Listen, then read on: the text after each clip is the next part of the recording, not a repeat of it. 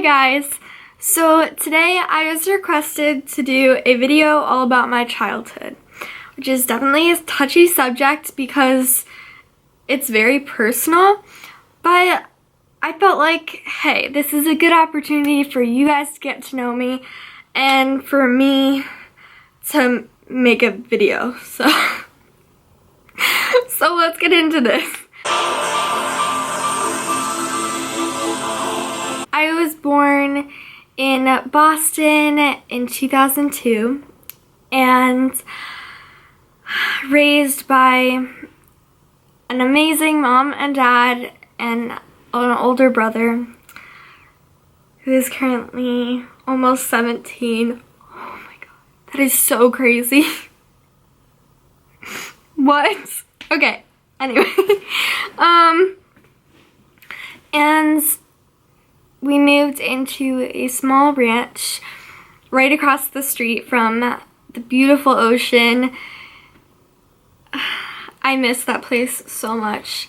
And later on, around 4th grade, we ended up actually moving out of that house because we had enough money to like rebuild our house because it was definitely very old.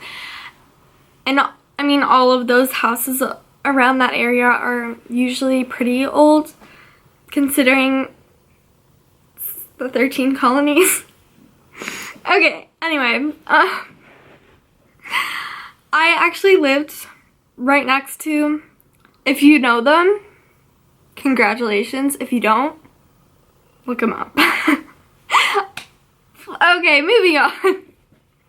I'm sorry, I like made a note so I wouldn't forget what I was gonna say because I always get really off track. From kindergarten all the way up to 2nd grade, I was a pretty bossy child who really wanted what she wanted and very determined always, and I was always so different from my peers that I came across more bossy than I really was, if that makes any sense. And I was actually told that I was bossy by one of my friends, like my best friend, and it kind of broke me down. I has always been a very sensitive person, so when I heard that, it really broke my heart, and I realized that I had to change like everything. So, which was so stupid. Never change yourself for other people, please. So in 3rd grade, I decided that I wanted to be popular. I wanted to go with that crowd. So I started trying to become popular. I started hanging out with those people. And I don't have anything against those people. Some of them were actually very kind and open and everything. There was so much drama and so much like, oh, this person needs to accept me, like they need to love me, and I wasn't myself. I stopped writing, I stopped painting, I stopped drawing because that wasn't cool. It was so stupid. And from there, I became very insecure, very shy, very standoffish, and that was also due to the fact that I had found out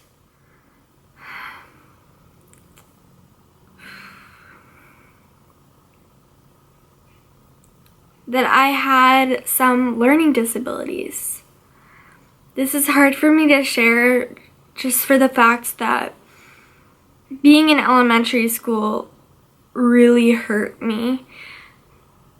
Hearing over and over again, you're not smart, you're not good enough, all of these ridiculous things, and now look at where I'm at.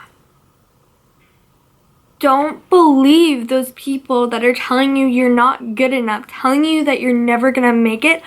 That is not true. You being here is a sign. You being here is showing this worlds that you're bigger and better than they ever thought you were. So show them that. Prove yourself. You can do this. Don't sink in to conform. Don't sink in to be accepted. Being accepted isn't being accepted. You're not being yourself. Therefore, you're not accepted for who you are. So in all terms of things, you're not accepted. So don't fall into that trap like I did. I started believing all of those lies that I've been hearing around to me that were telling me that I was stupid, telling me that I wasn't fast enough at reading. And then right after that incident, my dog passed away.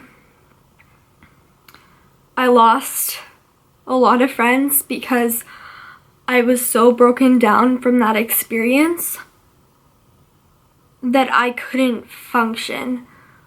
I wasn't popular anymore. I stopped contacting and talking to those people anymore. And I made a few new friends. Never went well. They all just faded away from my life and ended up hurting me in some way. And I don't mind sharing this because this is my story. It's mine to share, and I know that. I'm not looking for acceptance from them.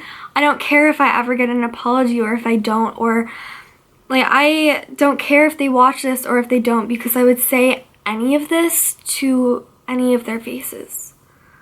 And that's not a mean thing, that's a true thing. And I want you guys to know that. He got hit by a car right after I went to school. Thank God I did not witness that. I can't even imagine what my mom went through seeing that. I was completely devastated. From there, I actually met my best friend from that experience, which shows everything, good or bad, happens for a reason. Whatever you're going through right now, it's led you to this video. And my hope is to allow you to free yourself from that all-consuming rage that you've built up within yourself. That's all those echoing voices that were telling you you weren't worthy, etc. Because you are. You've been through so much. And I want you to know that. From that experience, I met my best friend, and it was incredible. Those 2 years were the best years of my life. Except for the fact that I also got bullied during that time, which sucked. But it was what it was. And that person was obviously not secure with themselves. So at the end of the day, instead of being hateful and just angry towards them, I'm gonna choose to say they were having a bad time. And I don't know what they were going through. So therefore, I'm going to choose not to judge them. Everyone copes with it in a different way, and that was somehow her coping mechanism, which breaks my heart. I hope that people start to stop bullying as a way of executing themselves from that rage built up. Although from that experience, I've become a stronger person, and it's led me to where I am at this moment. And without this moment, I don't know where else I'd be. So those 2 years, except for my dog passing away and getting bullied and losing some friends, were the best years of my life. And then at the end of 5th grade, I was told that I was moving to Kansas. It took me so long to build up those relationships, so long to actually feel like I was finally fitting in, finally making it. And I was just heartbroken. Moving away from those friends was by far one of the most difficult things that I've had to go through, is going from seeing a friend every single day and knowing that they're right next door to only seeing them once or twice a year for a week at a time and not being able to call them and have them come over. That is definitely really hard, and I feel like you can only really understand that if you moved at a young age. And from that experience, I've grown so much. I've become more of who I'm meant to be, in a sense.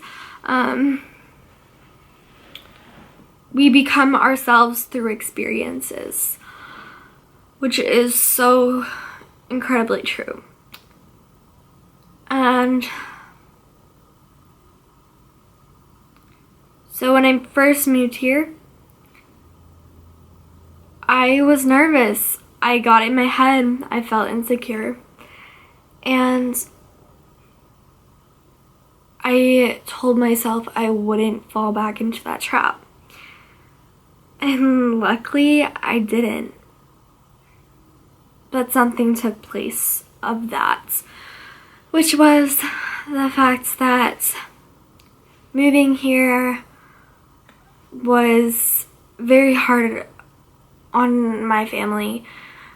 None of our family lived anywhere close, and it was completely new. But I made friends. I was able to start to feel like this was a little bit more of my home. So in 7th and 8th grade, I didn't really have a set group of friends. I kind of faded away from some of those people that I had met in 6th grade. And I felt alone, but I had never really been alone in a sense, because when I lived in Boston from kindergarten to 2nd grade, I did have like little groups of friends that were just very close. So I never really been on my own, in a sense. So I was nervous. I didn't know really what to think. But I made it through, and I thrived. I definitely had bumps in the road on the way to where I am today,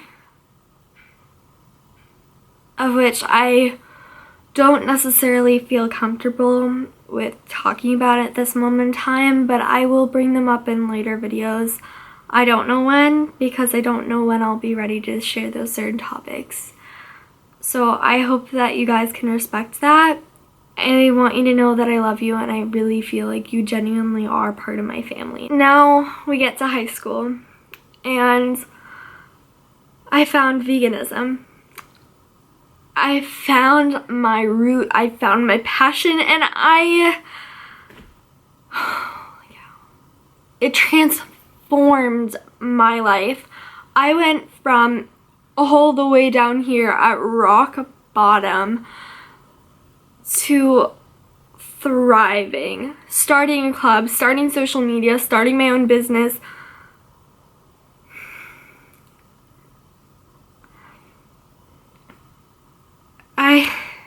Going out of social norms, like, I am genuinely proud of myself for how far I've come. My path has been amazing, and I'm so incredibly thankful for it.